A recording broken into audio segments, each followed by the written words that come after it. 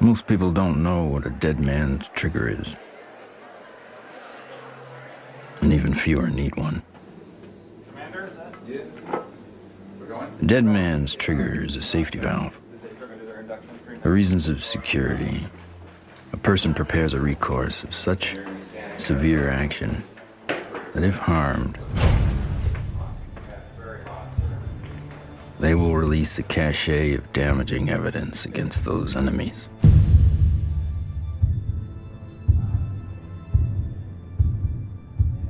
Given his situation, Dr. Stephen Greer is one of those rare men.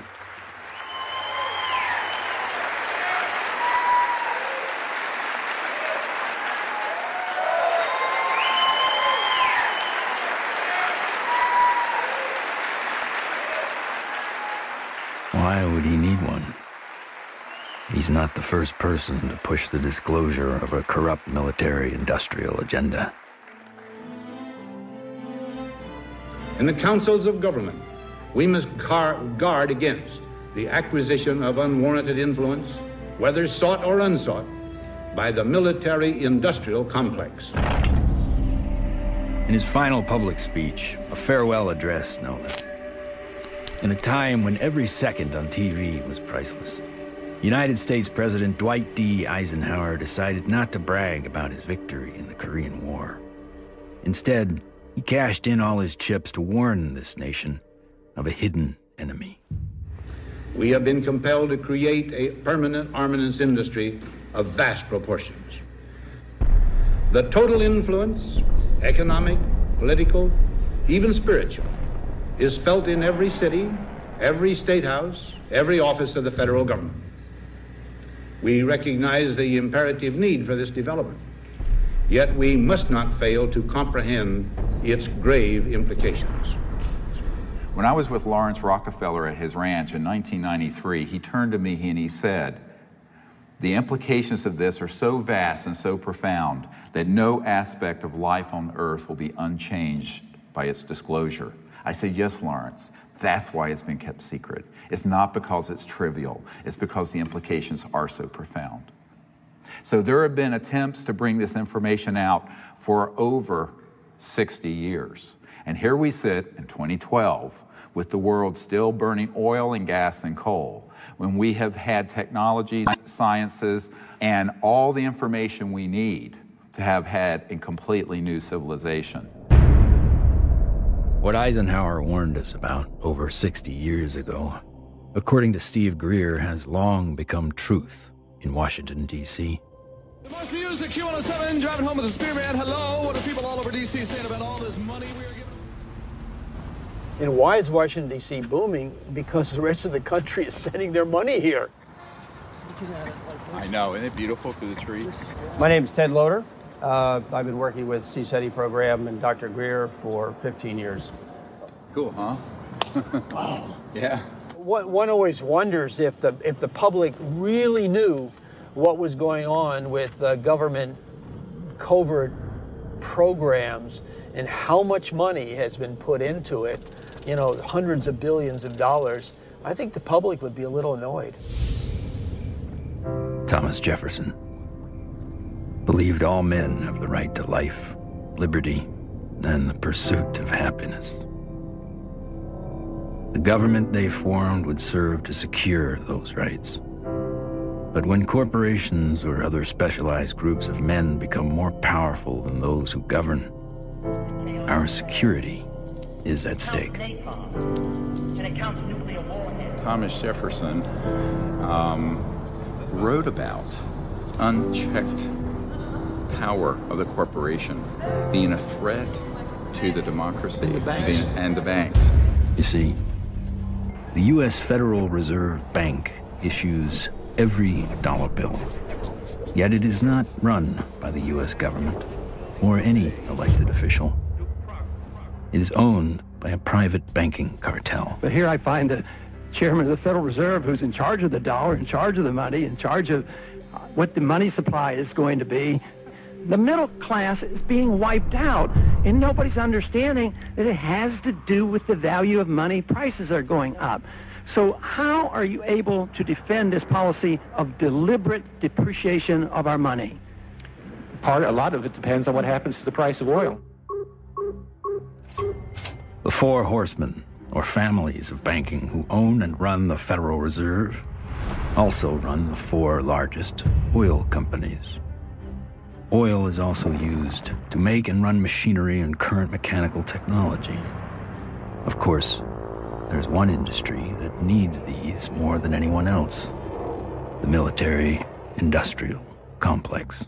You begin to get into this very scary scenario that has to do with the human condition of the proclivity to accumulate vast amounts of power around a handful of people. All right, sit down and shut up. And right now, these misanthropic sociopaths are running the planet into the ground. When Congress or whatever else, or budget directors say, well, we've lost $100 billion in black program, what does the public do? What can the public do? We can complain to our congressmen, but our congressmen can't get any information. With lobbyists, interest groups, campaign funding, the economic powers that be have learned to control the political sphere. These politicians become almost like placeholders. And they don't realize that until they get into the White House or into the Senate Intelligence Committee. It doesn't matter who the president is. They're going to do what they want to do. And that which is good for them isn't always good for everybody else.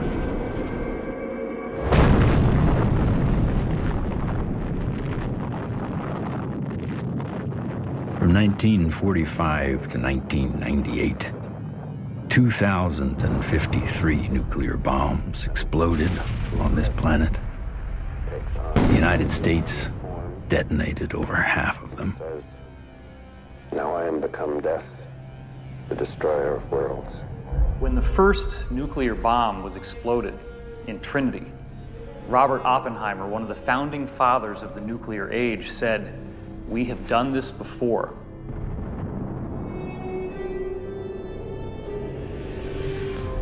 It could have been that Oppenheimer was speaking about weapons described in the ancient Sanskrit texts like the Mahabharata, in which they refer to a bolt of iron charged with the light of 1,000 suns.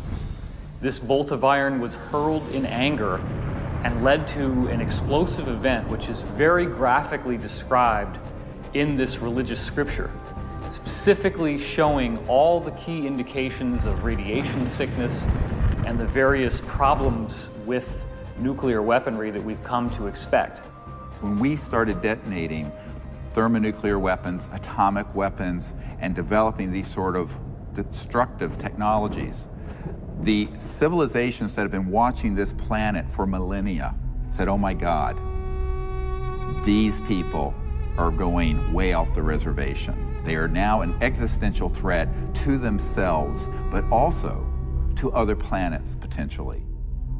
All over the world, we see very conclusive evidence that ancient people were in contact with extraterrestrial life. The Japanese said that their civilization was given to them by a people they called the Dogu, who came from what they described as Anemono Torebune, which translates as bird boat universe, meaning flying boats from the universe. The ancient Sanskrit writings of India have elaborate descriptions of vimanas, or flying craft. These texts are thousands of years old. They predate any conception that we have of spacecraft or aircraft. But evidence is not just found in ancient texts. It is also captured in our ancestors' art, as if it was plainly obvious that ET vehicles appeared in ancient skies.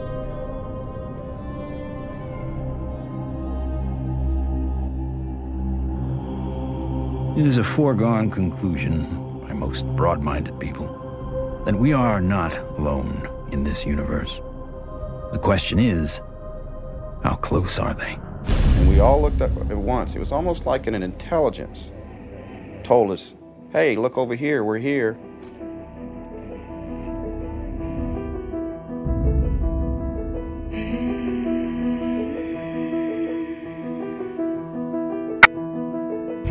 I saw 3 red lights in a triangle almost directly overhead.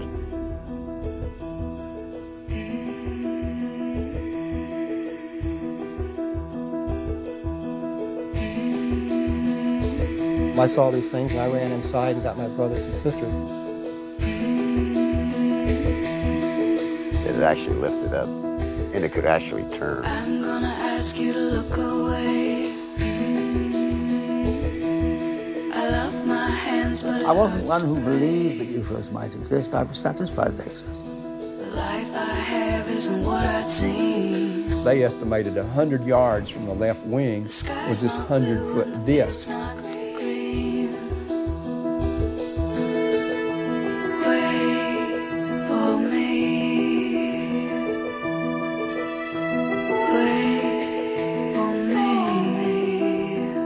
A lot of the astronauts are told to keep it quiet, and they're good Americans too.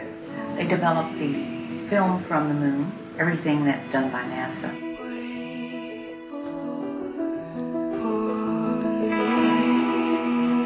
Ma che se ne sanno ancora degli altri superiori. No!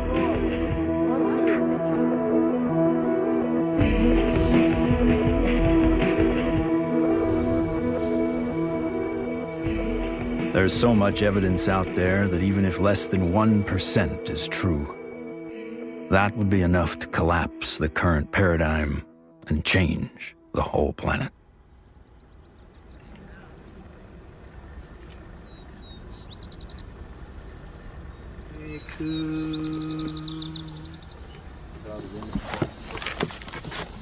This is our signature tones that we broadcast over a small walkie-talkie. They were recorded in the crop circle.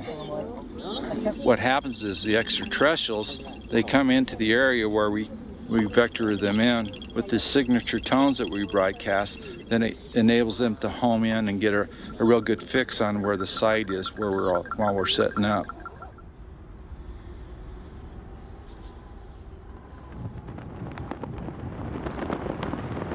The whole concepts of the crossing point of light, the physics of consciousness and interstellar communication, all were developed on a kind of a vision quest we did here in 95 or 96. Astronomer J. Allen Hynek developed a scale to identify the types of human ET encounters. From his original 3 categories, a 4th, more controversial, has been added, CE4. Even more controversial, Stephen Greer added a 5th kind of encounter, CE5. Human-initiated contact. So, how is this done?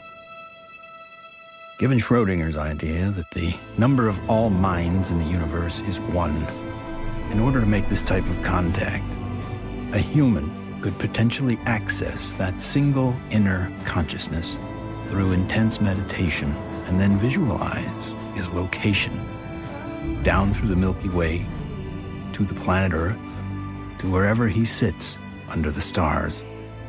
In theory, then, any extraterrestrial passing by would be able to hear the broadcast and know exactly where to go, if they choose to do so. It's interesting how many people have never been out in a place like this where they can see the whole Milky Way galaxy. Most people who come for a week, it alters their life.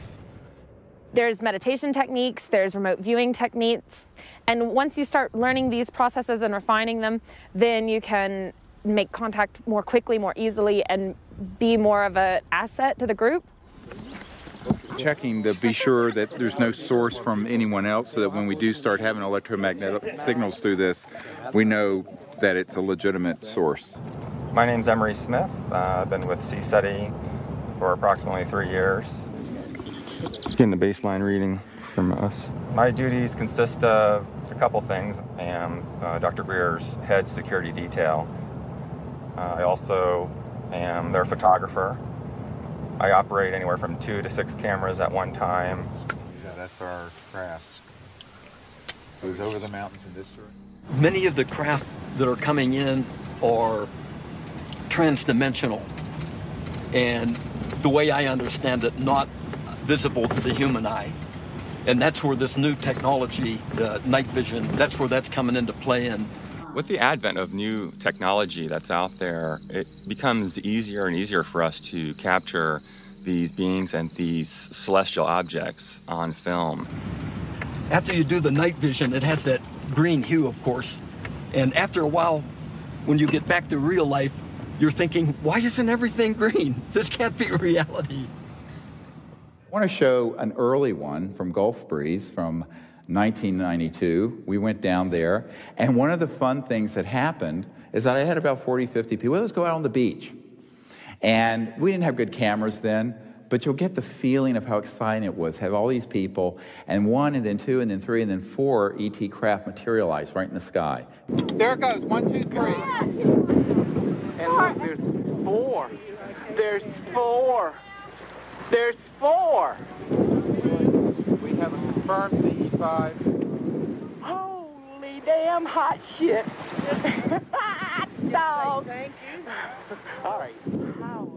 So the point, the point is, it's fun.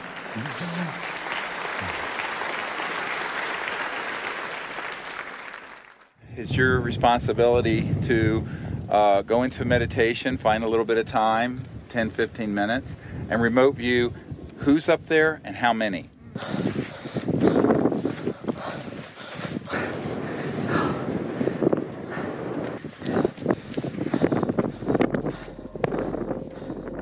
I can attest to the fact that real phenomenon happens here. I really feel that his CE5 protocols are based on a spiritual kind of positive contact, and I think that that is an excellent model for any kind of communication, whether it be on Earth, in the United Nations or wherever, but in this particular field it's with cosmic cultures. And we use consciousness, meditation, visualization, remote viewing, certain tones, and we do it in a group when we can, or even as individuals. It's just been this series of unbelievable events that are amplified by our meditation. It enforces this communication between us and the ETs, and it's so interactive. I could feel everything, I could hear all the sounds just right there. Perfect. And then this being the little larval one comes up, and we had this hug, and I shared the joy, and I'm like just thanking it for this experience. And let's do what we can to feel as if it would feel that this is perfectly normal and natural. Oh, sure. And that, this is...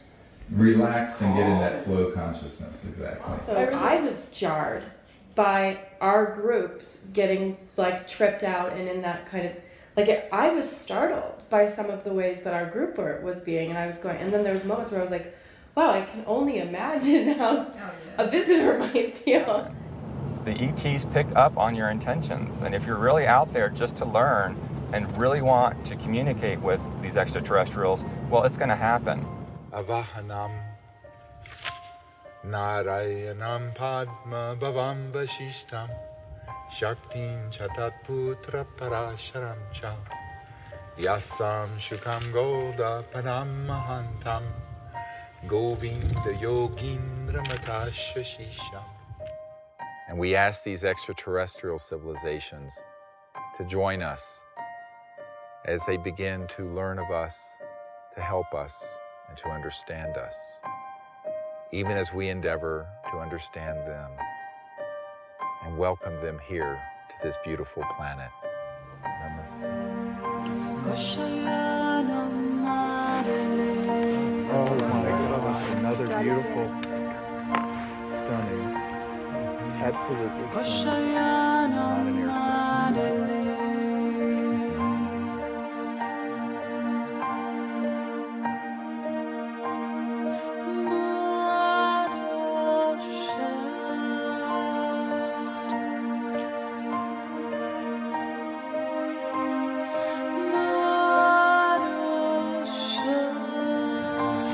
here comes a military plane very quick. Yeah, there's a very fast military. Okay, they're gonna go. Just blinked out. Oh. Hit her right It turned right to it. Yeah. Literally, my heart literally sunk when the jet, you know, got to where the craft had to phase out. Yeah. And like to feel all that love build, and then to feel that jet coming in, and it was like on a heart level, my heart literally sunk when the jet crossed the path where it had to take off.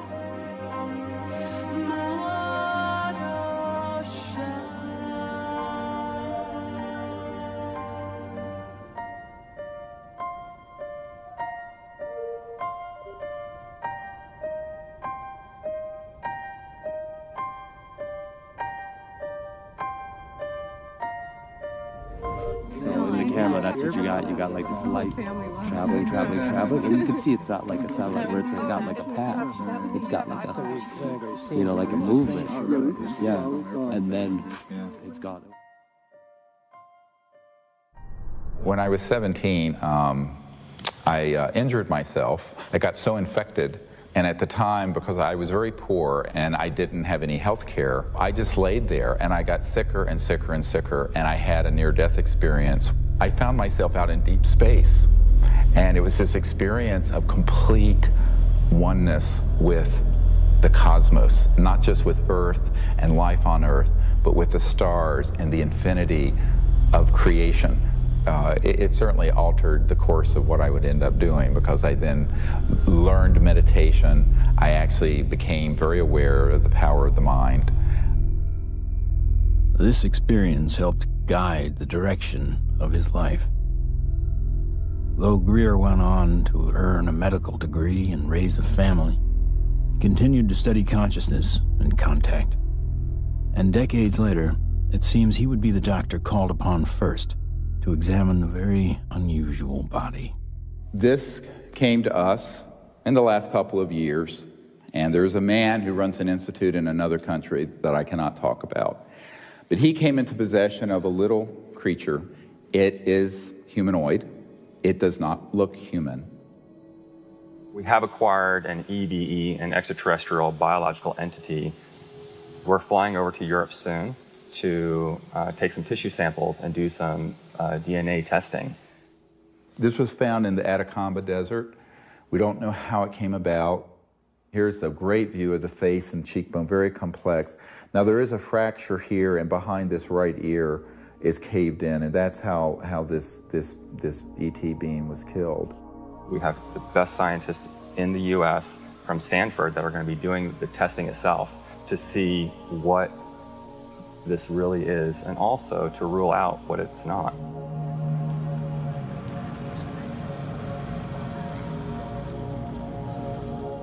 The initial reaction that I had is the same reaction that many of my colleagues here at Stanford and elsewhere have had when I've shown them, is that, wow, what is this?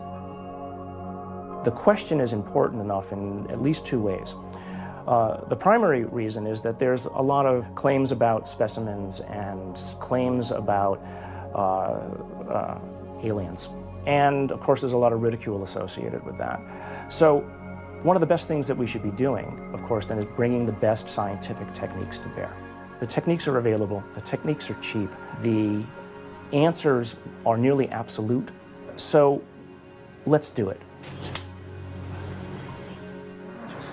And it's so exciting because it's not just... In setting up for this, I'm going to be giving Steve not only the tubes that this should be going into, but I'm also going to be sending across the microscope that I feel they should be using to do the analysis with. Before we even get started with some of the analysis, I think it's going to be important to rule out some of the obvious critiques that could come up. And one of those critiques is that this is a syndrome or a mutation. This is a bone dysplasia. And luckily, here at Stanford, we happen to have literally the world's expert, the man who wrote the book on bone dysplasias and syndromes, a gentleman by the name of Dr. Ralph Lachman, who has kindly agreed to look at the specimen, both the pictures as well as the CT scans and the x-rays, to help determine whether or not it's anything that he's ever seen before. I think that a dozen or even 15 years ago, answering the question of what is this would really not have been possible because the kinds of technologies were not available as are available today. But really the DNA tells the story. And because we have the computational techniques, that allows us to determine in very short order whether in fact this is human. So this will be basically an absolute level of proof as to what this actually is.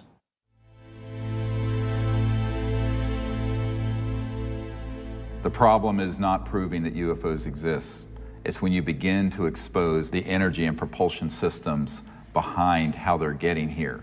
You're talking about unveiling an entirely new science that would replace oil, gas, coal, nuclear power, public utilities. And this is the $600 trillion problem. So the patent office, after they fired me, I had to wait 6 years before I got rehired. Everybody at the office was avoiding the case. But when they finally did, the arbitrator wrote an 85-page report on how the media had caused my dismissal. So I only got a 30-day suspension out of the whole thing, which was taken out of the tiny little bit of 6-year back pay. So that was great. Yeah, that's it was. wonderful. Yeah, it made it all worth it, so to speak, because that's how we were able to open the offices and stuff. It was very comfortable. No feeling of being shocked or anything else, just a good feeling, comfortable. What scientists need to do, and normal people need to do, is they need to look at the hardcore evidence, decide that, oh my gosh, ETs are real, and then get over that. And if that's the case, then you can start extrapolating, because they're getting here, which means they have solved the physics problem, if you will. That's an actual photograph that Mark Whitford took, a friend of mine. And you see the stars in the background. So this is a fixed camera. The craft was a triangular craft moving away from him, and all of a sudden it makes a right angle turn. Apparently it has what I would describe as inertial shielding. It's the only way something can make a right angle turn without having everybody killed inside of the craft. Though we experience inertial forces every day, their origins remain a mystery. However, there are theories that point to interactions between objects with mass and a quantum energy field. Inertia is due to the zero-point energy interaction. So you're interacting with a charged matrix, which is a zero-point field. If you try to change that, then you get a reaction force. There must be an interference shield of electromagnetic nature that would stop that interaction with the zero-point field. And you can suspect that UFOs have already figured this out, because they wouldn't be flying around and still have inhabitants. New energy scientists today are attempting to find new ways to define the relationship between electricity, gravity, magnetism, and propulsion. But as history has shown, change does not always come easy. It's like Newton. Why is that apple falling? Nobody ever asked that question before or even tried to come up with an answer. And Newton comes up with something called Newton bucket, or Newton's problem. The only guy that solves it 300 years later is Einstein. So, how smart can we be?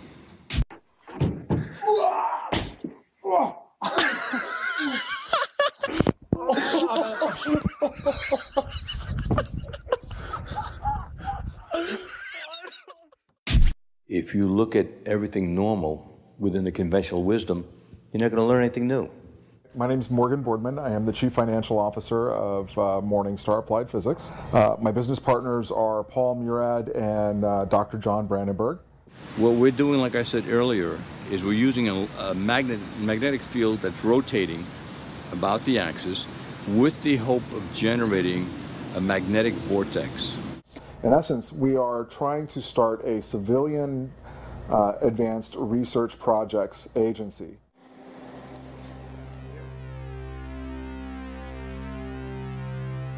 Okay, all right, so basically we have 4 options. Option 1 is a retarded potential. Option 2 is a lagging image, right? Yeah. Option 3 is pointing vector as a motive for propulsion, or how that may be what's happening, right?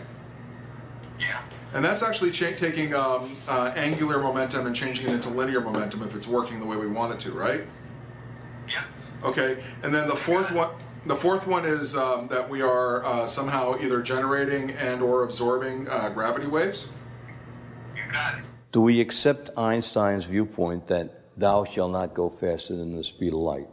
If you look at a black hole, the comment is the gravity is so strong that nothing leaves. But it does have something that leaves the black hole, and that is gravity. So does that imply that gravity moves faster than the speed of light? Could be. Gravity is another one of those seemingly self-evident forces that has raised a number of questions. How does it really work? How can we use it to our advantage? In the mid-1920s, T. Townsend Brown discovered that electric charge and gravitational mass are coupled, and that by building devices that harness these interactive forces, we could create advanced propulsion. At about the same time, Nikola Tesla and Thomas Edison won the Nobel Prize in physics, but both refused it. Tesla was at the end of a long career of inventing. He had advanced technology in the fields of X-ray, radio waves, internal combustion, and, of course, atmospheric electricity. When everything was said and done, he had earned 112 U.S. patents. He proved that electricity can travel wirelessly in the air, and ultimately died penniless. However, his work did influence many others, most notably Lester Hendershot and Dr. T. Henry Moray. Hendershot invented a magnetronic generator to energize an impossible flight, if fueled by gas, that took Charles Lindbergh and the Spirit of St. Louis from New York to Paris. Dr. T. Henry Moray developed the Moray valve, a device for extracting radiant energy from the zero-point field, and demonstrated this device hundreds of times and had dozens of signed affidavits supporting his science. Yet in the end, even these two notable scientists were ignored and bullied. Dr. Moray's device was hammered down and broken into pieces by a competitor, and before he could finish reconstruction, he passed away of natural causes.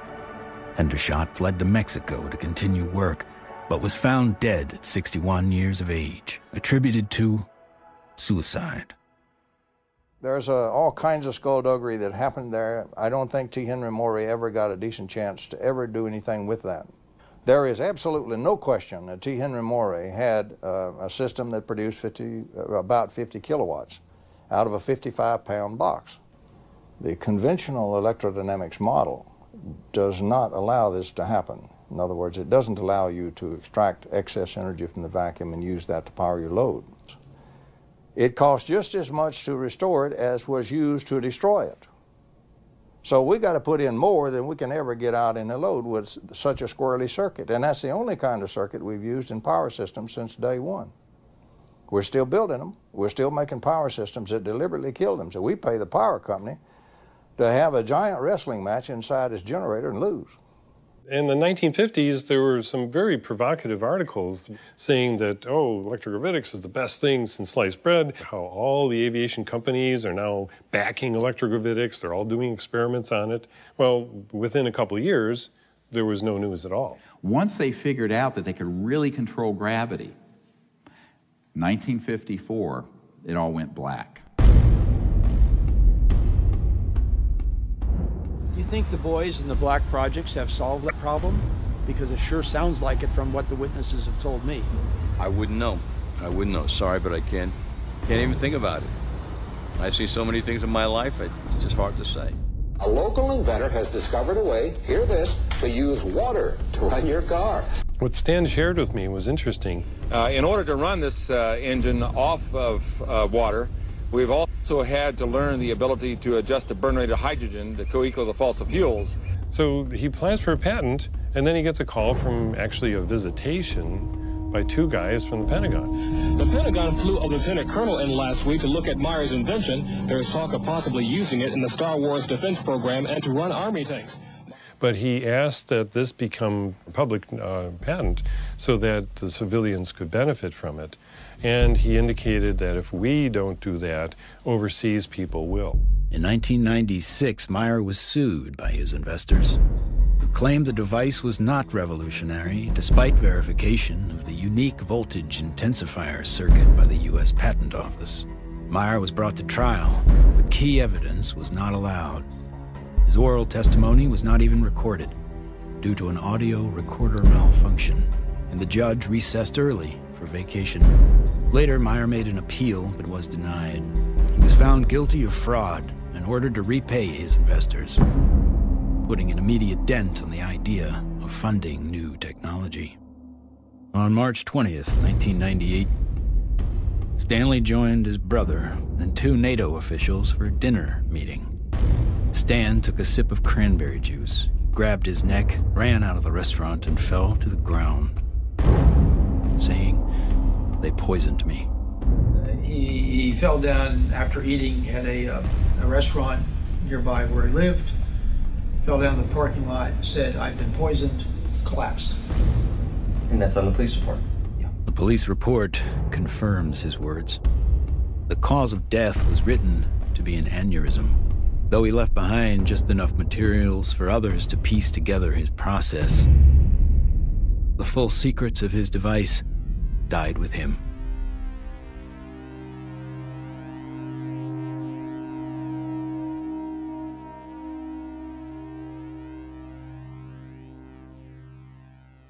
So from this, I began to do more work with the administration, various people, friends of the president, the Rockefeller family.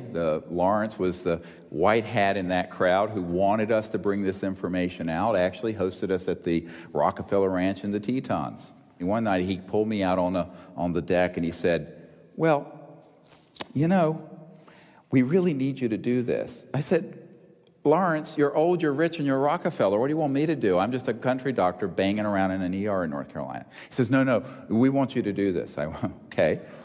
So I'm the throwaway guy. I'm the guy you can throw away because my life doesn't matter. We are back in Rachel, Nevada with our first 2 distinguished guests. Stephen Greer is a North Carolina doctor. He does a lot more than watch the skies. He fires off messages, and he says that someone or something is responding. Dr. Greer is looking for close encounters of the 5th kind. What, at this minute, do you believe? Our assessment at this point is that there is at least one extraterrestrial civilization which has managed to make its way to our corner of the universe. And number 2, that there's no evidence at all that they have hostile intentions towards this planet. And number 3, that the priority at this point must be trying to establish some sort of a liaison to them, some sort of a diplomatic liaison to them, and that's what we're working on. Is there a continued cover-up? Yes. Do those at the highest levels of government agencies know that there's a cover-up? Not necessarily. Officer X, a high-ranking military veteran, joined forces with Dr. Greer in order to use his military and government influence to gain access to high-level officials. I was able to arrange for a CSETI briefing to the then Vice Director for Intelligence for the Joint Staff, Admiral Tom Wilson, the same person who had been at Atlantic Command with me. At that meeting was Steve, Apollo 14 astronaut Ed Mitchell, Brigadier General retired Steve Lovkin, Siri Automatic, Steve's right arm. Well, Dr. Greer did indeed mount an initiative and did go to Washington, did speak with high-level government people. I attended and helped him with that. We briefed certain members of Congress, some of their staff, some of the people from the White House. We talked with people in the Pentagon. It led me to the belief that people in high-level government have very, very little, if any, information, valid information. One of the most important of all the meetings was with CIA Director R. James Woolsey. Here I fly up to Washington. The cover story was a dinner party. One of the things that I found was that this CIA director wasn't lying when he communicated to us that he had not had access to these projects. He was shaken to his core. We met for not 20 minutes, almost 3 hours. And by the end of it, I handed him, my hands were shaking, I handed him this document, and it was a position paper recommending executive orders and the things the Clinton administration and he needed to do to get control of this mess. And he looked at it, and he looked at me. He says, yes, he says, but how do we disclose that which we have no access to? And I almost wept. I went, what? Dr. Greer approached many D.C. officials in an attempt to gain an audience. One of the people who took him seriously was former CIA Director Bill Colby. If there's truth in it, there can be a danger in that situation. We've seen that happen in other cases. I said, you have to consider the possibility of some danger to not only your reputation, but to your person. I mean, people do react rather violently to some kinds of charges, or particularly if they're true.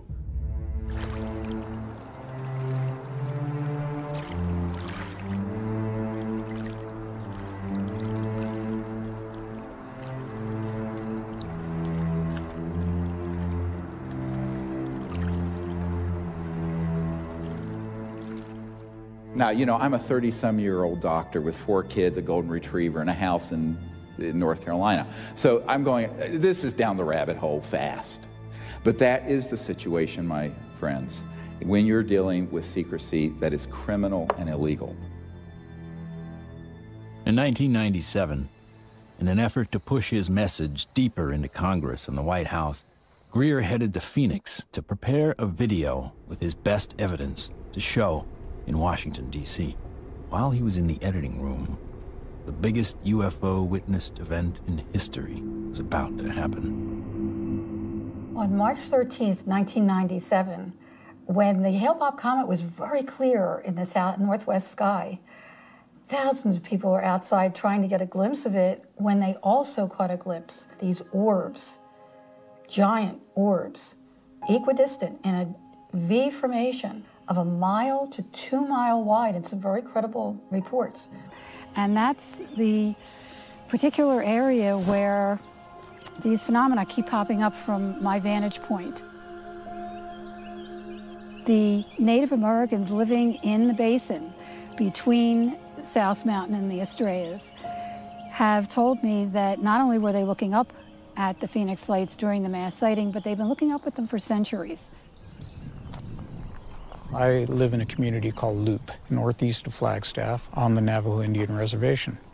We'll have to go back in time one day before.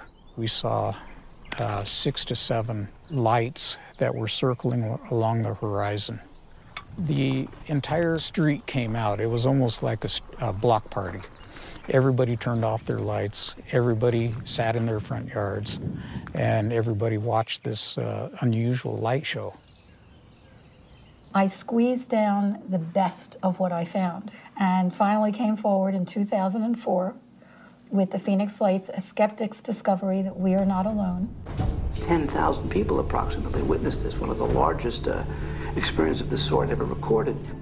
The Phoenix Lights phenomenon didn't seem to be falsifiable in any way. It was being validated by most everybody that saw it. The ultimate, shall we say, insult was the governor of the state of Arizona, Fife Symington, finally calling a news conference saying that he has finally got the answer to the Phoenix Lights, and he introduces some staff member dressed up as a space alien. People got very angry because here is the top elected official of the state making fun of what I estimate to be close to probably 10,000 people saw this.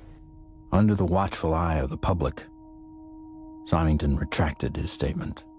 If you had been here 10 years ago and standing out here and looking up there at the lights and the view, you would have been astounded. You would have been amazed. The so-called Phoenix Lights were seen by many people in 1997. Skeptics say they were military aircraft or flares, but not the former governor. It was probably some form of an alien spacecraft.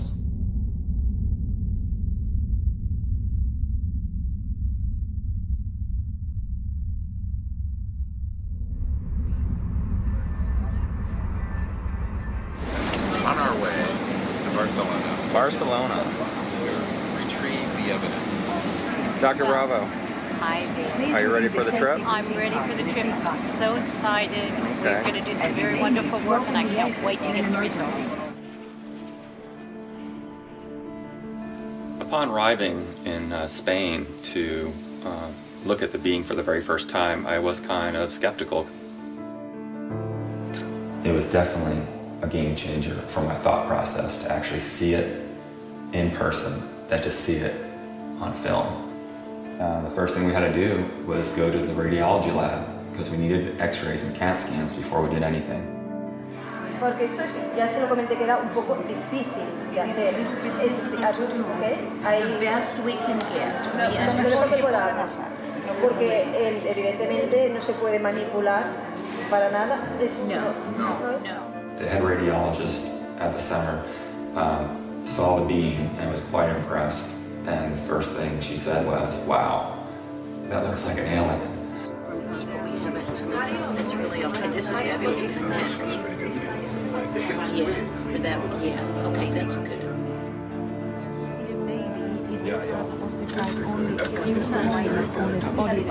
This one is complete.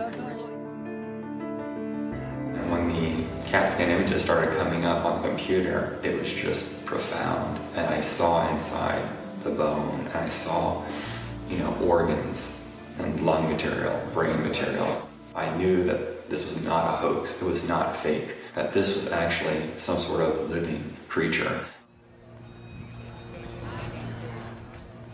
Right, well, if somebody made it, they have a future in microsurgery because they were smart enough then to put in these millimeter-wide bone holes where the arteries go in to feed the bone marrow.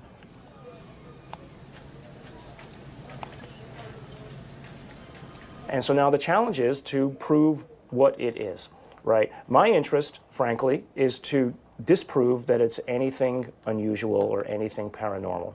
I would like to prove that this is human. I would like to prove that this is just an interesting mutation, but obviously if you leave your mind open, or I should say if you leave your mind closed to alternatives, you'll never see what those alternatives might actually be. In every situation with scientists, your reputation's at stake.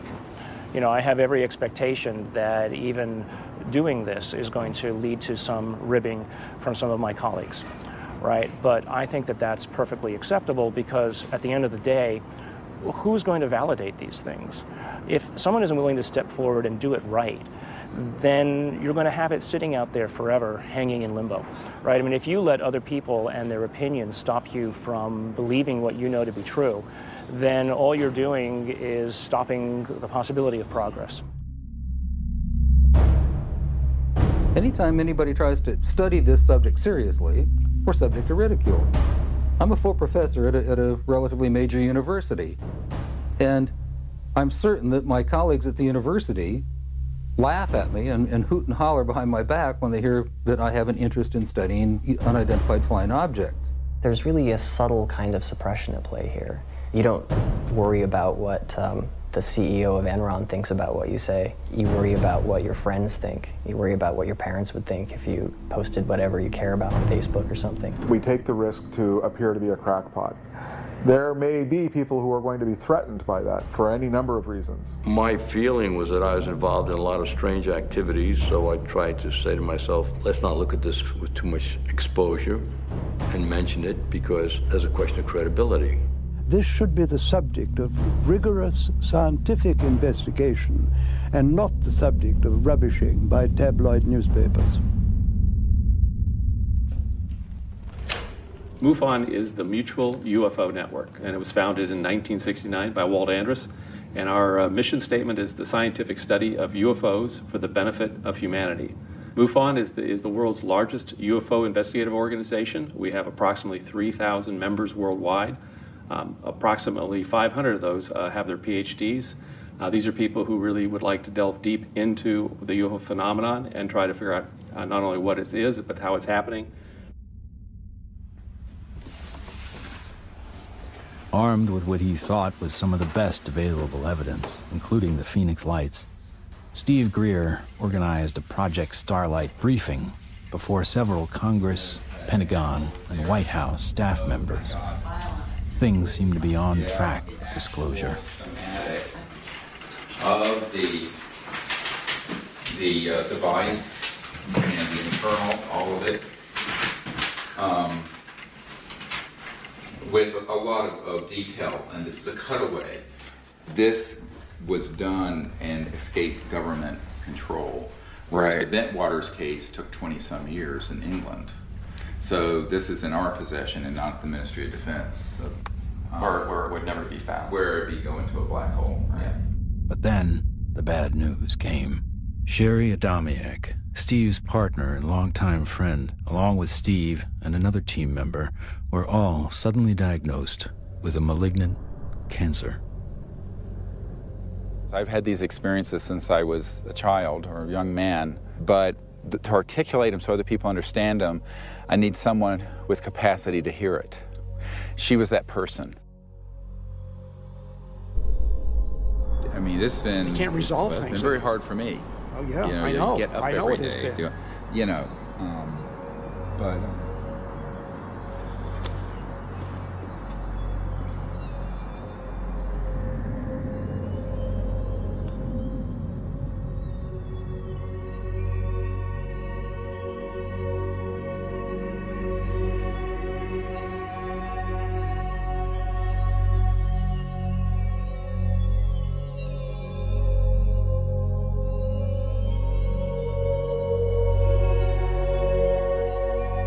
One of the last places she wanted to come was here. So she asked that her ashes be placed on the land. So we put her ashes around that tree.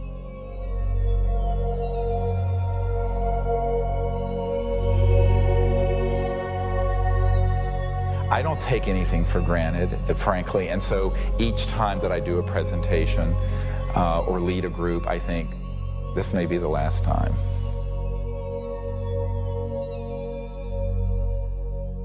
The thing that has kept me going the most is not any external thing, but the experience of that near-death experience where I know that there's an aspect of us that doesn't die. That is why I can go mano a mano with these elements and not be afraid. I shouldn't say be afraid, not stand down. Everyone has fear. I've certainly had my fears. But it gives you an anchor so that you can go forward.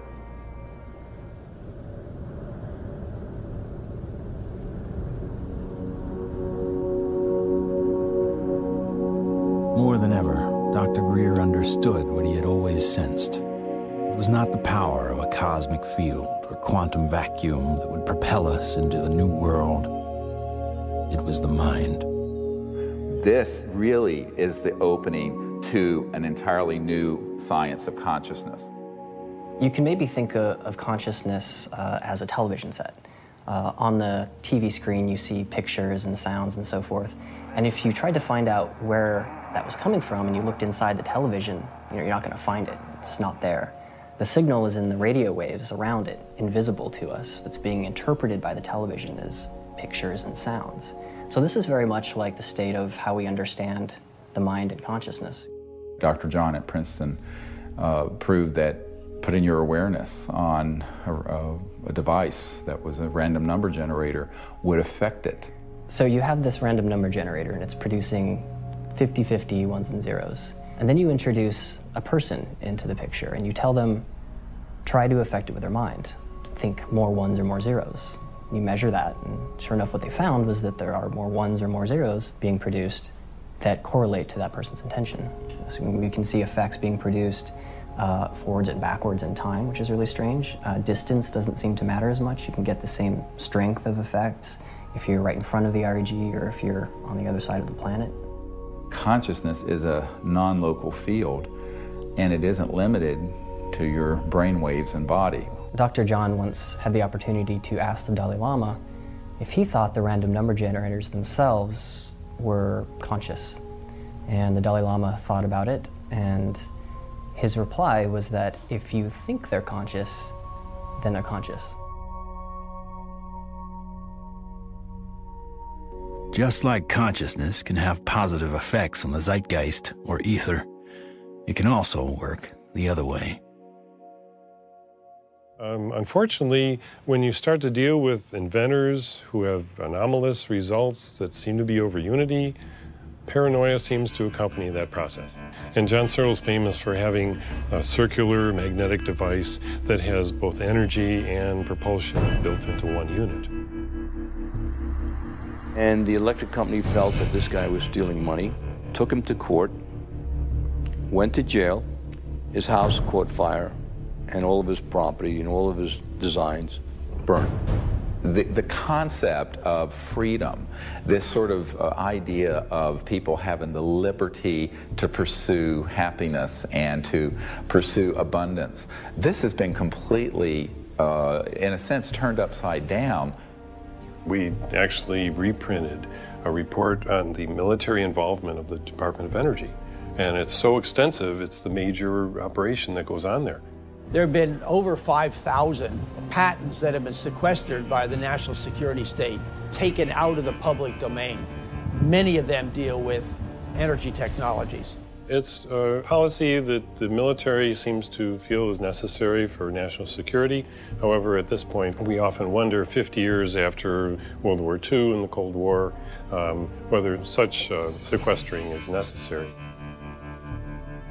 Suppression of new technology would be an obvious plague on the idea and strength of a free market system.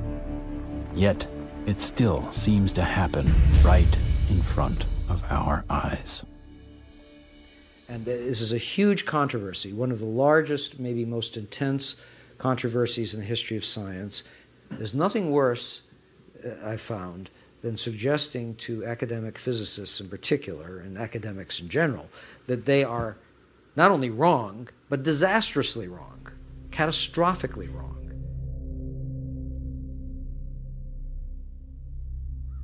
The cold fusion patents have not been approved. They will not get through. American citizens are being denied their constitutional rights. I inadvertently was looking through some piles of paper that had been given to me in a casual manner by all these hot fusion physicists as they were trying to do their calorimetric repeat of the Pons-Fleischmann experiment. And I was stunned. I couldn't believe what I was seeing. It looked like monkey business to me at the time, and it has turned out to be exactly that. It was represented as a negative result when it was positive. And that data is scientific fraud, as far as I'm concerned. It's been referred to legal authorities in the government. I asked for a review at MIT, got nowhere. If this type of manipulation had occurred in any legitimate research area, such as cancer research, AIDS research, global warming research, anything that's accepted as reasonable to be researching, the people would lose their jobs, they wouldn't be in science. And yet, these people today, their data is used today, to year 2000, and all before, to reject patents.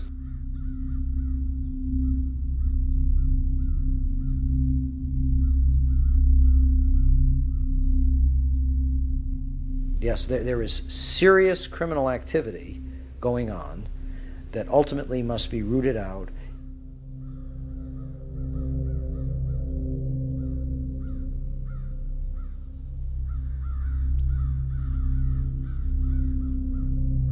It became very clear to me that, you know, you kind of had a tiger by the tail here, and that this was serious. For a moment, Dr. Greer considered shutting everything down. He had been threatened and swindled far too many times. Sherry was gone. He had no office, no staff, no money. Back in 1998, I was given information by a friend that Dr. Greer was having a conference. Literally the month that Sherry Adamek passed away, within 30 days, I have this scheduled event. So I went to the conference and learned some things and listened. And so she just on a lark came, and she's an emergency doctor like I am. And what really grabbed my attention was he was getting all this information from military witnesses. That was in 1998. By 2000, when we were planning and storyboarding and working the whole disclosure project event out and pulling together all these hundreds of witnesses, we didn't really have the funding to do it. But she got so supportive and involved that she lived very modestly and took all of her excess income and donated it. And I want to acknowledge some amazing people that are here. Dr. Jan Bravo, without whom we would not have the Disclosure Project. But it's not just the funding she's provided, it's the moral support and the encouragement and the friendship. And so she's just become a very key person. And, you know, it's sort of metaphysical and odd that literally the month that Sherry Adamek passed away, within 30 days, I have this scheduled event. Not alone anymore. With the support of a loyal team, Dr. Greer grew his witness list from a couple dozen to over 200. And see that little, the little dot right there? That dot don't belong there.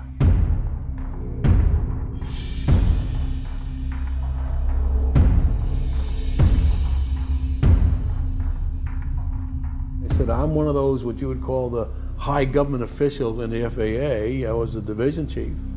There was only 3 or 4 down from the admiral. I was awarded the Air Force Guided Missile Insignia. I was the first photographic officer in the Air Force to get they called it the missile badge. So I forgot who it was called, but he says, we got a problem here. What's the problem? He says, well, it's that UFO.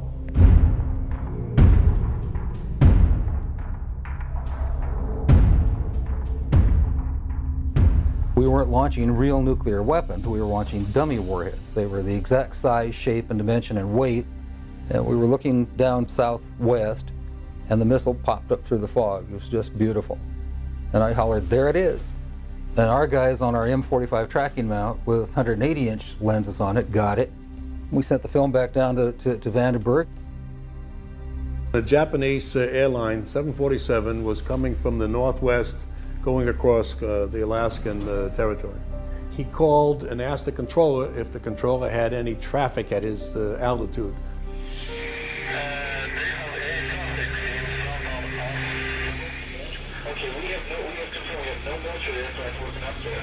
His radar is picking up a target. He sees this target with his eye, and the target, the way he described it,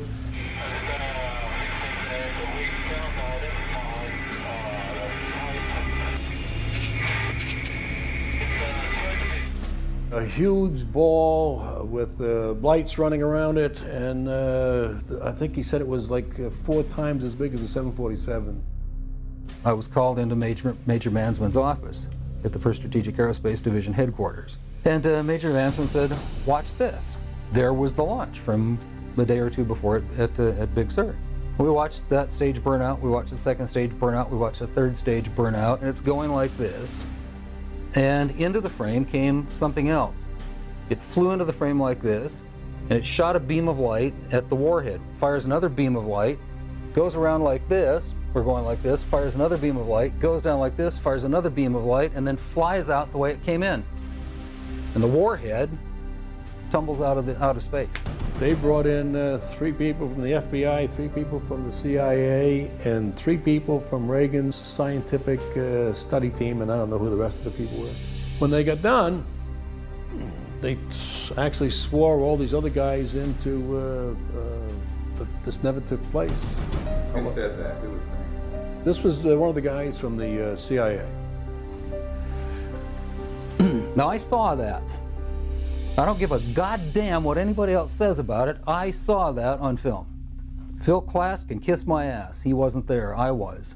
He said this is the first time they ever had 30 minutes of radar data on a UFO. He said, you are never to speak of this again. As far as you're concerned, this never happened. So I said, yes, sir, and walked out, and that was the last I talked about it for 18 years.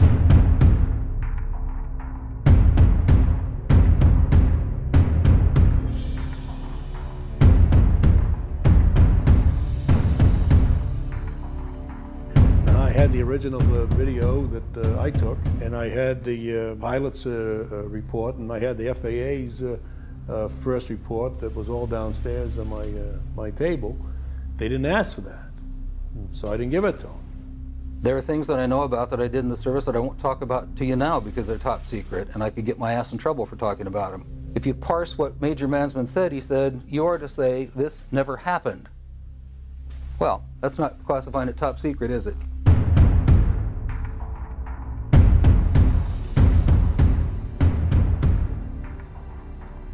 And I was a part of a United States Air Force cover-up for 18 years. But who do you tell that you were involved in a UFO incident without them looking at you like you ain't wrapped too tight? What we photographed up there affected me for the rest of my life and made a huge impact on my understanding of the universe and of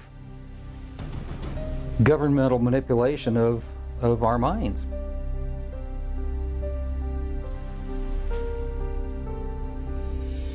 Now, with the witnesses on his side, Dr. Greer had the firepower to attack Washington again. We are not alone. That's the message a group of pilots, scientists, and former government officials want Congress to hear. 21 members of that group already have testified in Washington for what's known as the Disclosure Project. And we had all volunteers who organized that whole event.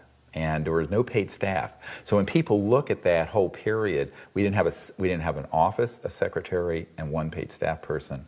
But we did it. Dr. Stephen Greer heads up the Disclosure Project, a group that compiles information from people who say they've encountered extraterrestrial forms of life. 20 years ago, in 1980, I was a security specialist assigned to RAF Bentwaters. Objects made incursions over our WSA, fired pencil-thin beams of light into them, and adversely affected the ordnance, possibly.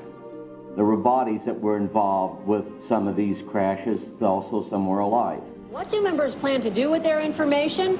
They hope Congress and President Bush take notice. We are asking for the U.S. Congress and for President Bush to move towards an official inquiry and disclosure on this subject.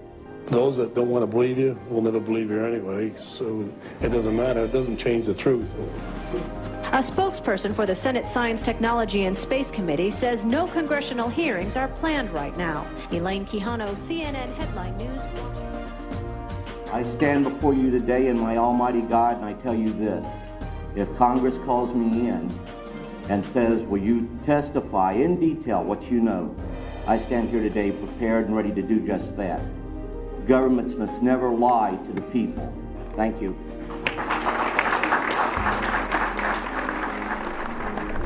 The number of people Dr. Greer had managed to get behind him was monumental. In a perfect world, an event of this proportion, with that amount of coverage, would have been enough to start a legitimate movement. But of course, we hardly live in a perfect world.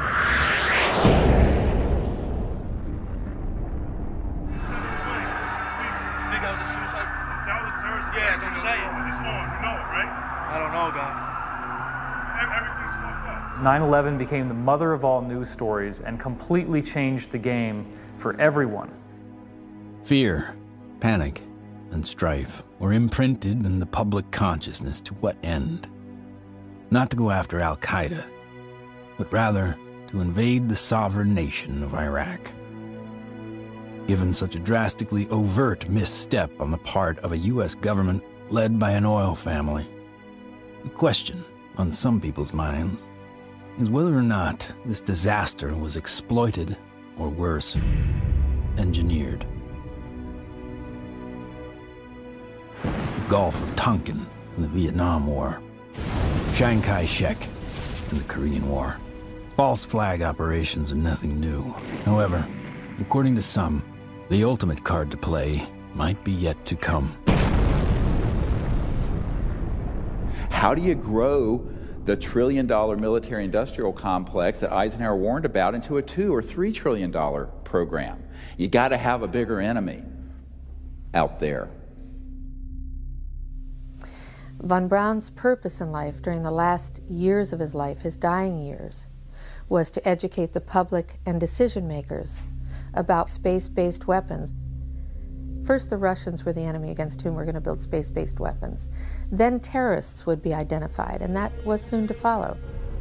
In 1977, I was at a meeting in Fairchild Industries, and in that room were a lot of charts on the walls with enemies, identified enemies, names that people had never heard of, names like Saddam Hussein and Gaddafi. But we were talking then about terrorists, the potential terrorists. No one had ever talked about this before. And they continued the conversation about how they were going to antagonize these enemies, and that at some point there was going to be a war in the Gulf. According to these theorists, after the military-industrial complex had its war against terrorism, the next enemy that Dr. von Braun identified on Earth would be third world country fanatics. But with no more enemies left, the people would soon be taught to look to space. The next enemy was asteroids. Now at this point, he kind of chuckled the first time he said it. Asteroids, against asteroids, we're going to build space-based weapons. So it was funny then. And the funniest one of all was against what he called aliens, extraterrestrials. That would be the final card. And over and over and over, during the 4 years that I knew him and was giving his speeches for him, he would bring up that last card. And remember, Carol, all of it is a lie. 99% of all the information out in the public on this subject is well-crafted disinformation designed to scare people to support the next phase in global warfare. And this kind of corruption is why the only things that are being made on this subject are things that redound to paranoia and fear in the military-industrial complex. I occasionally think how quickly our differences worldwide would vanish if we were facing an alien threat from outside this world. I don't think we're moving forward if we trade, factional and ideological war from one ethnic or religious or economic system into an interplanetary conflict, because that's A, not survivable, and B, would be even worse in terms of galvanizing the world around a military structure. That has been the central organizing principle of our society for a few thousand years, actually. It is hard to concretely prove that 9/11 was a false flag attack because the people behind it are so good at covering their tracks, especially with the compliance of the mainstream media. If you had trillions of dollars, you'd be pretty good at it too. The adversary is closer to home. It's the Pentagon bureaucracy. According to some estimates, we cannot track $2.3 trillion in transactions. $2.3 trillion in transactions. According to the Comptroller General of the United States, there are serious financial management problems at the Pentagon. Fiscal year 1999, 2.3 trillion missing. Fiscal year 2000, 1.1 trillion missing. And DOD is the #1 reason why the government can't balance its checkbook. I would like for you to respond to the questions that I've put to you today. I've forgotten what the second question was. How does one carve out a billion unacknowledged or 10 billion unacknowledged taxpayer dollars? In many cases, at the end of a fiscal year, when there is so-called leftover money, they may or may not know that money may in fact go to a special access program. There are two main types of special access programs: acknowledged and unacknowledged, or USAPs. Those programs are basically totally off the books, and they are able to actually vacuum up money to be a self-perpetuating funding mechanism. Certain USAPs are waived and also completely managed and controlled by private contractors, so they enjoy the secrecy protections only afforded to private corporations. There is virtually no high-level government oversight for these types of USAPs. In many cases, no elected official, including even the president, have knowledge a particular USAP even exists.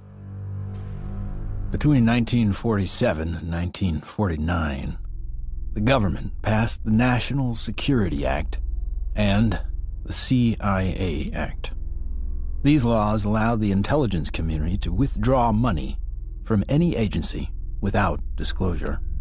Essentially, money could be stolen from any program, and no elected official would ever know about it.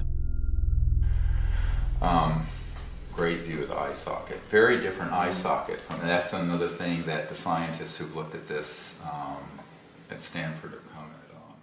If you look at this creature and you look at the cranial vault, how large it is, the size from the eyes up is at least 3 times that of a human. One of the first things that Dr. Lockman immediately remarked upon was the shape of the head and the skull. It was not something that he is accustomed to seeing, and it was quite interesting and in some ways exciting that the associated features that you would expect from a syndrome of that nature were not found.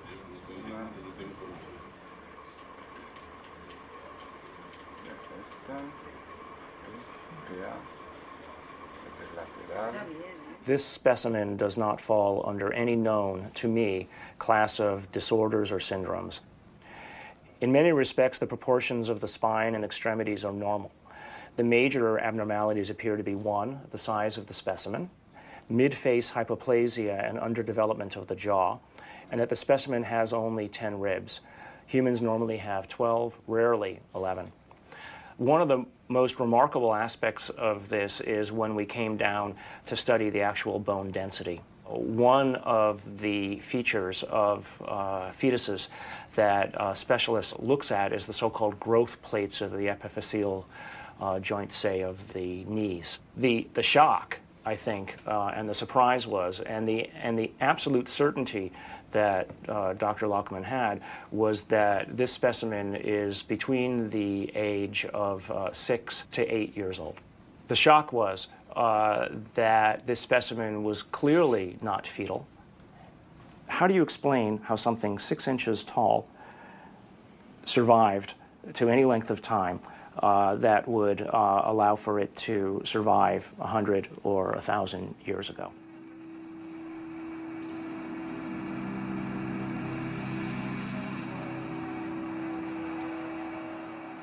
And what amazes me is the media.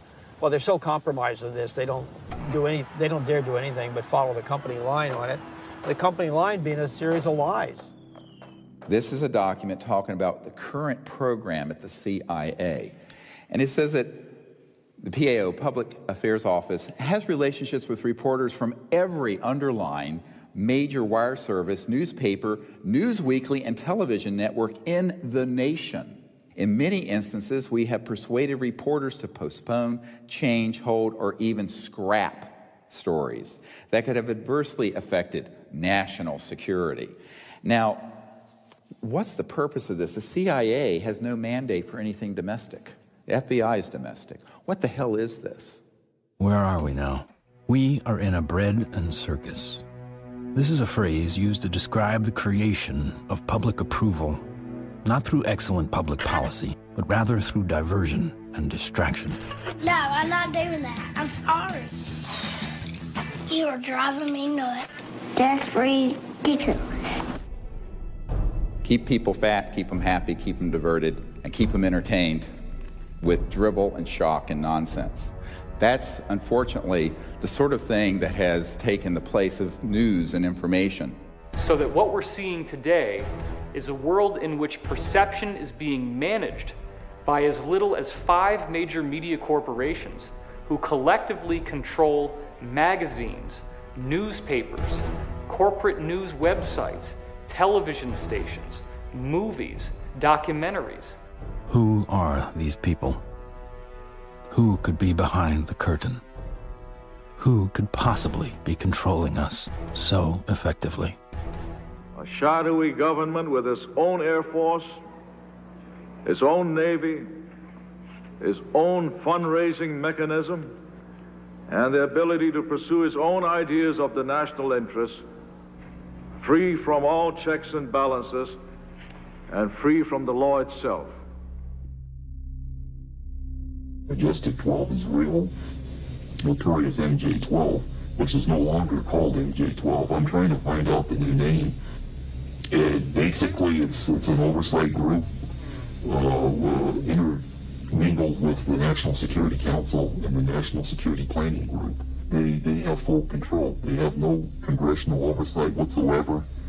They answer to nobody. whatever activity is going on, to the extent that it is a clandestine group, a quasi-government group, a quasi-private group, it is without any type, as far as I can tell, of high-level government oversight. And that is a great concern. Ladies and gentlemen, the very word secrecy is repugnant in a free and open society, and there is very grave danger, for we are opposed around the world by a monolithic and ruthless conspiracy that relies primarily on infiltration instead of invasion, on subversion instead of elections. Its preparations are concealed, not published. Its mistakes are buried, not headlined. Its dissenters are silenced, not praised. It is a system which has conscripted vast human and material resources into the building of a tightly knit, highly efficient machine that combines military, diplomatic, intelligence, economic, scientific, and political operations. And we are, as a people, inherently and historically opposed to secret societies, to secret oaths, and to secret proceedings. Trocito muy pequeño de la costilla, pero no. It's got too much tissue on it. They actually want a piece of the bone from at least like a 0.5 of a millimeter in. Como medio milímetro de. We took material from inside the cranium, also 2 clippings of the anterior front ribs of this being. And we were able to see under the dissecting microscope that in fact it did have bone marrow in them, so that meant there should be some good genetic material in there. It was really nerve-wracking. Imagine, 2 big guys here trying to operate on this 13-centimeter long beam. But we did it.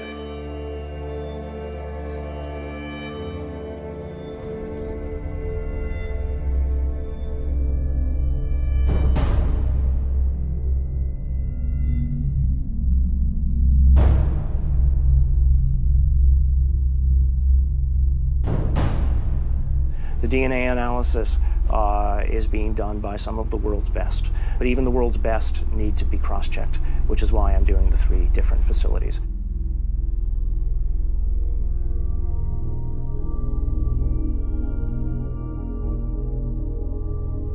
So I actually ran 4 samples. I ran a sample of my own blood. It was a very small amount, just 100 microliters. I ran 2 blanks, things that just had water in them, because that would be essentially a contamination control. And then, of course, the sample itself. And really the all-important first result was whether or not there was in fact any DNA which was isolated. And the actual shock for me was when I got the amount of DNA out of this sample. It was way above what I had originally expected. What you have on the left here is a so-called DNA ladder. This is a size standard.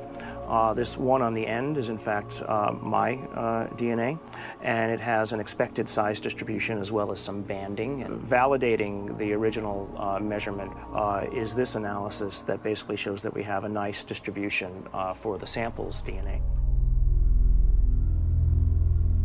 When we physicists look for alien civilizations, we don't look for little green men. We look for energy consumption. We look for type 1, type 2, and type 3 civilizations. What are we? We are type 0. We get our energy from dead plants, oil and coal. Around the year 2100, we will become a type 1 civilization. And we see the beginnings of that now. What is the internet? The internet is a type 1 telephone system. Imagine, if you will, sitting down to your morning coffee, turning on your home computer to read the day's newspaper. Well, it's not as far-fetched as it may seem. Information has largely been controlled in a top-down way. What we're seeing now is the dissemination of discoveries coming up from the grassroots and not from a top-down centralized authority which has the ability to say, this isn't making it because we don't believe it's true, this is making it because it fits the mainstream. When we want to form a new team in a new country, then all we have to do is contact someone there using the internet, and suddenly they're a member of the node. From this online collective seems to come a real communion. People from all over gather in groups to investigate UFOs with safety in numbers against ridicule and disinformation.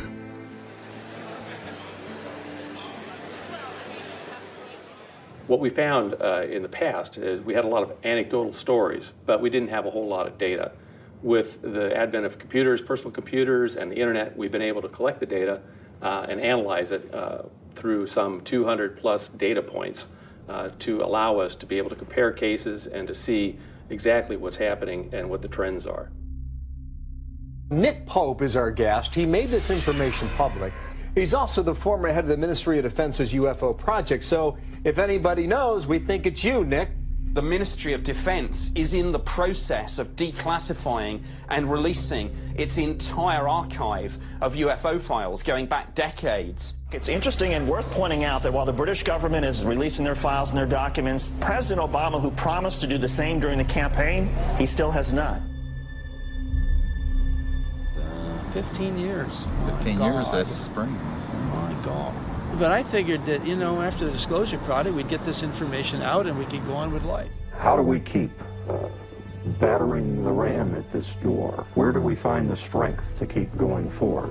When you think that you're the only person that has the knowledge, you become marginalized. Steve was instrumental in bringing together a large group who had been involved in this subject and who for the first time realized that they were not alone in trying to come forward on the subject. Governments, we've discovered, have not gone far enough, so we've decided that as people, using the CE5 protocols, form our own movement and do what governments have not been doing. We think of this as the People's Disclosure Movement. And so we feel it's important to create an effort that's a global effort, which this has become. My name is Mark Benz, and this is Rex, and we're in Bodega, California, and we're doing CE5. My name is Jeff Bird, and here in Winchester, Virginia, USA, we are doing CE5. My name is Peggy Brewster, and here in Middleton, United States of America, we are doing CE5. We have 1,150 teams of CE5 ambassadors, which are spread over 52 countries. My name is Andre, and here in Sweden we are doing CE5. Und wir machen zusammen CE5 in Deutschland. Here in Burlington, Ontario. Brisbane, Australia. From Chester, Virginia. And Hamilton, Ohio. We are doing the CE5. Konnichiwa. Moje ime Daniel. Daniel tu na Slovensku. Es Leo Ortiz. And here in Vancouver, British Columbia. Present to CE5. CE5. The CE5 context más. CE5. CE5. CE5. We're doing CE5.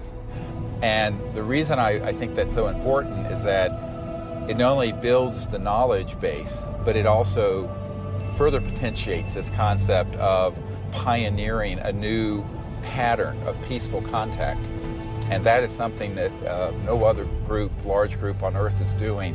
Certainly isn't being done by the State Department and the Senate Foreign Relations Committee. It seems to be it only takes one person to make contact. But hundreds of voices worldwide is a call that can't be missed. And likewise with innovation, the more heads in the game, the more likely we are to find a solution. There's many technologies that people have talked about, many ways to the mountaintop. We have so many modes of converting quantum vacuum energy or zero-point energy. Some people think they know how to do it. Okay, fine. But if you do it theoretically, that's one thing. But then you got to do it experimentally, and that's the hard part.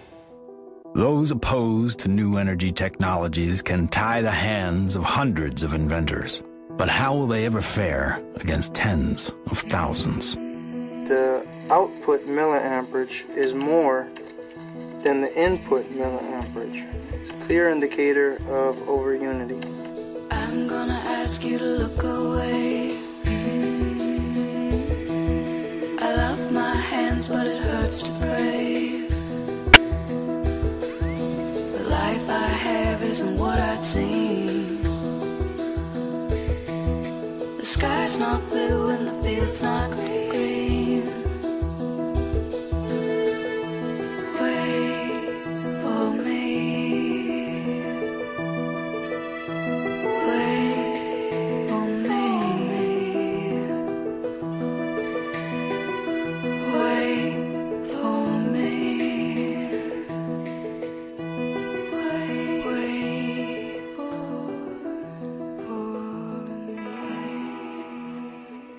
When you oscillate or vibrate magnetic fields, there's an effect in the gravity field. And how to do that linkage is what you're trying to get at, as I understand Maxwell's it. equations are in that term right there. And what happens is if you're going to have a gravitational effect, it's going to happen over there.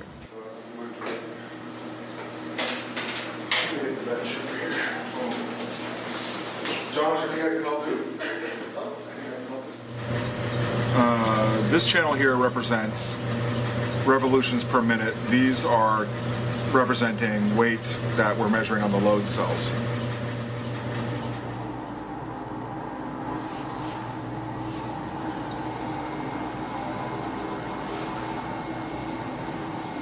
Full steam ahead.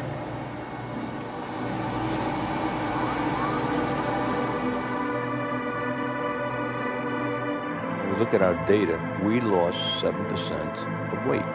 If we move this thing and it loses weight, I must be generating gravity waves. Though the device maintains its shape and size in terms of dimension, it is losing mass. That's a possibility. If it is losing mass, then certainly it would also be affecting time in a very localized manner. By looking at new technology, you could break through new commercial aspects to improve our society. We should be looking for a disruptive breakthrough in this technology within the next 10 years. We're on the brink of developing any number of potential propulsion systems which would take us out of the solar system. I think we're going to beat NASA to the mark. So I graduated from the UCLA School of Engineering in 1976. I got a flyer from the School of Engineering inviting me to a lecture by Ben Rich. Ben Rich was the director of Lockheed's Skunk Works for 16 years. He oversaw a number of USAPs that were secretly managed at the Skunk Works, including, most notably, the development of the F-117 stealth fighter. Ben shared a slide set of about 40 slides of different things, starting with the U-2 spy plane, going all the way up to the stealth fighter at that time, mentioning that he couldn't talk about the other secret stuff. But when he ended his talk, he had a slide of a black disc zipping off into outer space. And he ended his talk with these words: "We now have the technology to take ET home."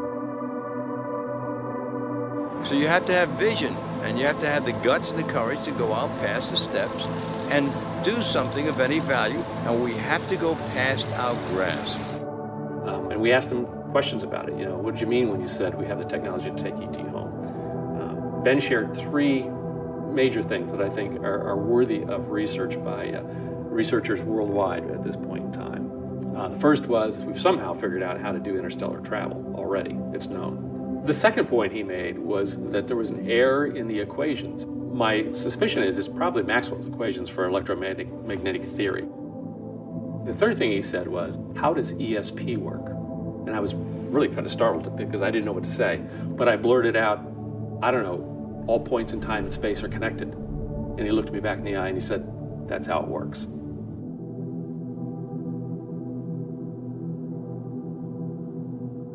History has taught us that to simply innovate new technology may not be enough. We have to find a way to get past the suppression.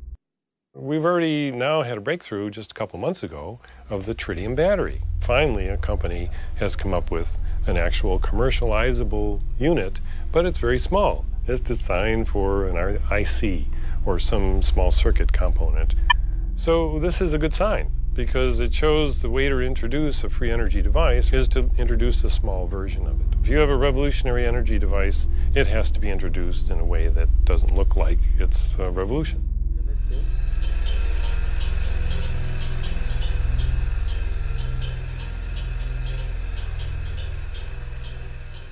Science is always changing. I mean, even back in the 1960s, they thought that biofeedback, for example, was impossible. But now, of course, we know that that itself is an absurd statement. We have even toys on the market that allow people to, play with biofeedback.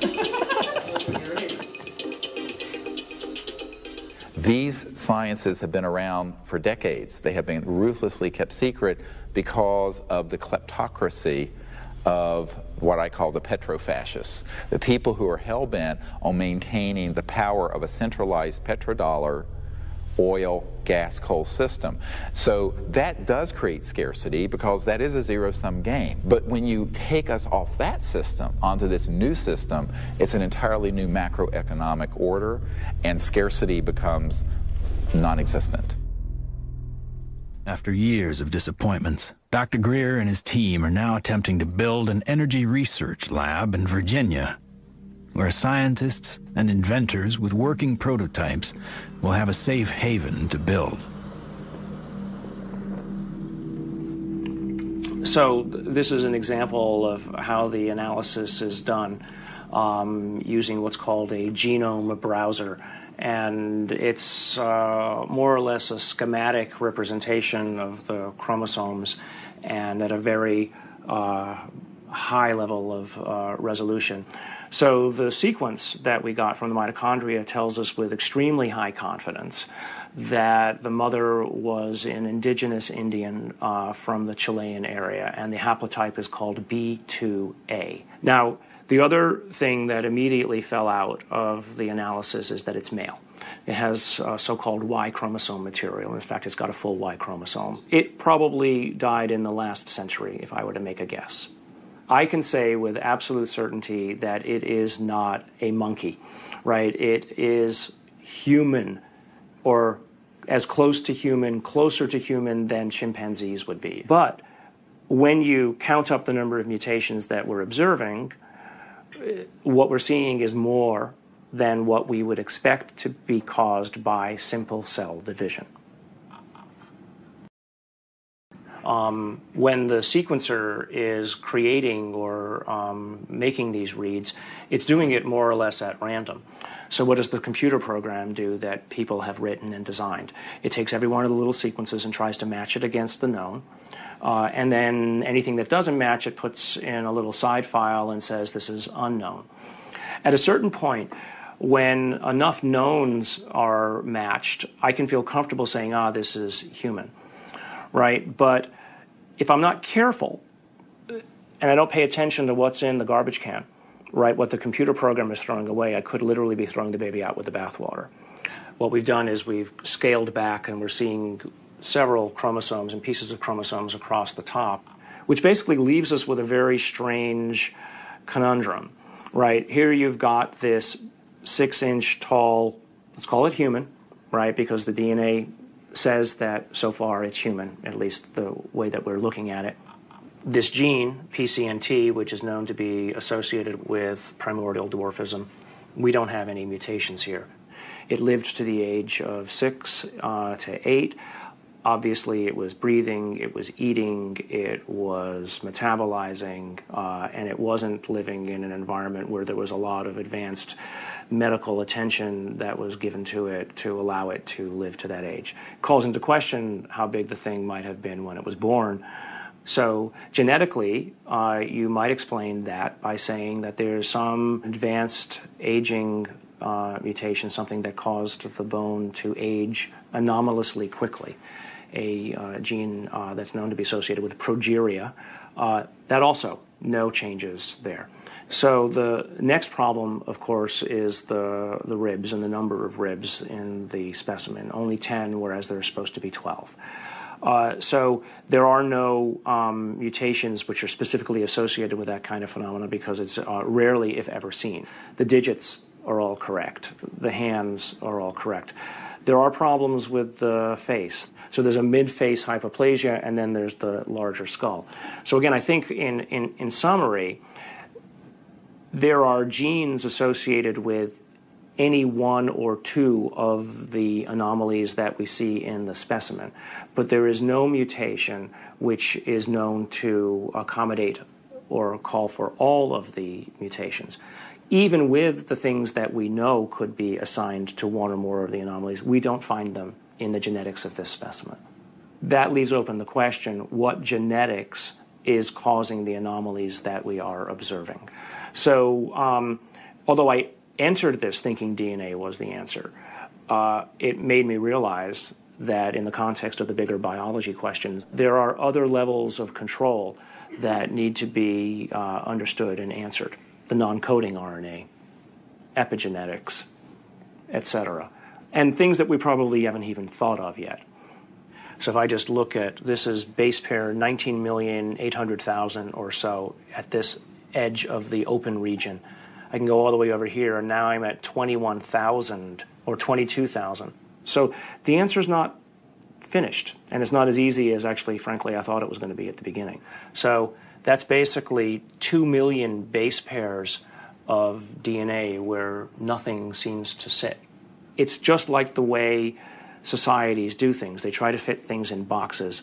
We have literally written a computer program that does exactly that, tries to fit it in the box. Doesn't seem very efficient, so on that basis, people would call it junk.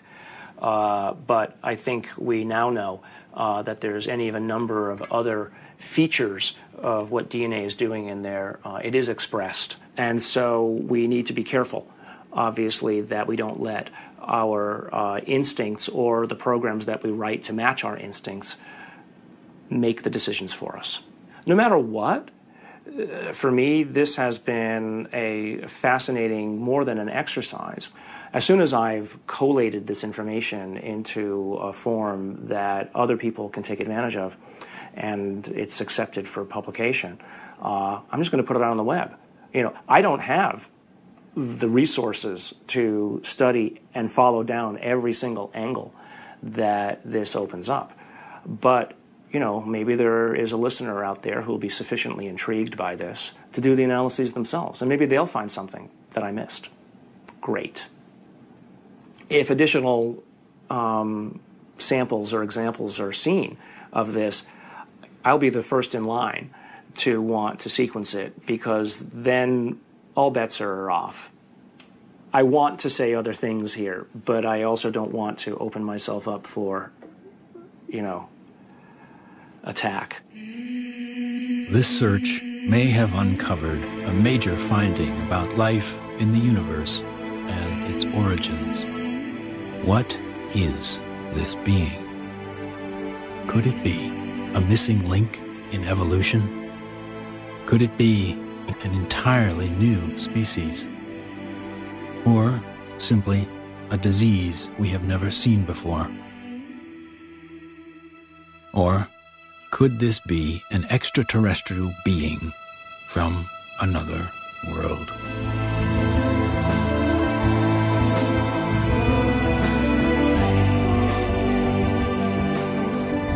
Whatever the case may be, this challenges the boundaries of human scientific knowledge. Dr. Gary Nolan has set a new precedent for scientific investigation and rigor in the realm of the seemingly impossible.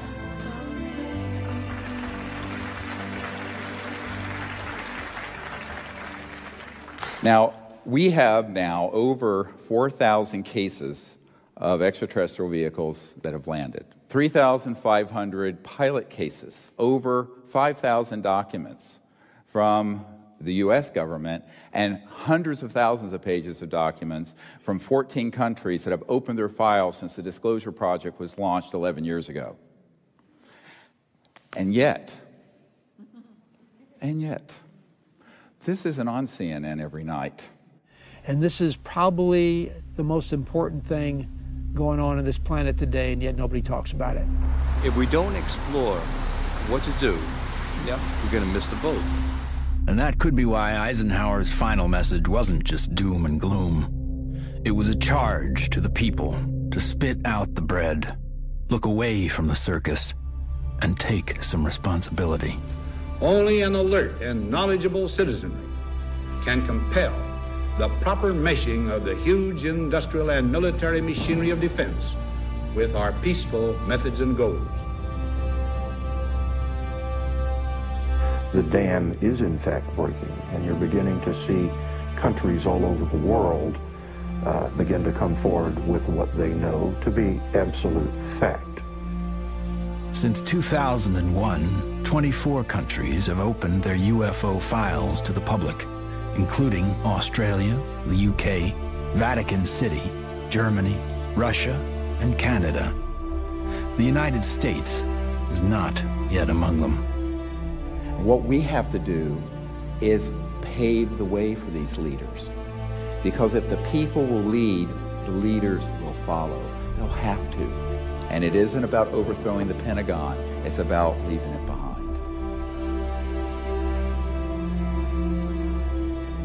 My goal when I started this was to make this so that I wasn't important at all in it, that there would be enough people that they go on without me. And that way, it doesn't matter if I drop dead. The future is here already. The technologies are here, contact is happening.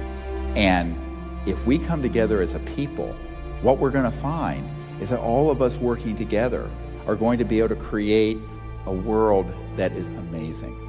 If every single one of us told everyone we know that we're being visited by intelligent life, that the sciences are here to give us a new civilization, we're liberated from that macroeconomic slavery, but this is the destiny of humanity.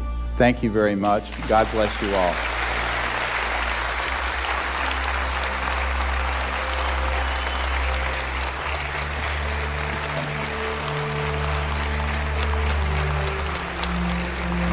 Thank you.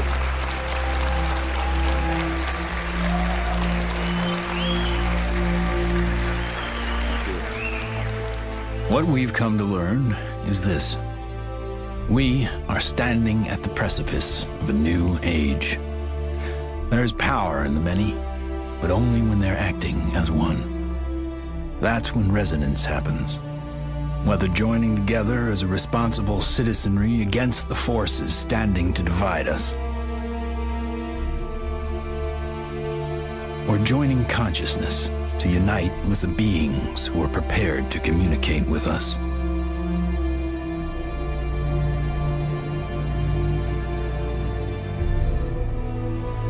In order to succeed in this endeavor called life, we must come together as one.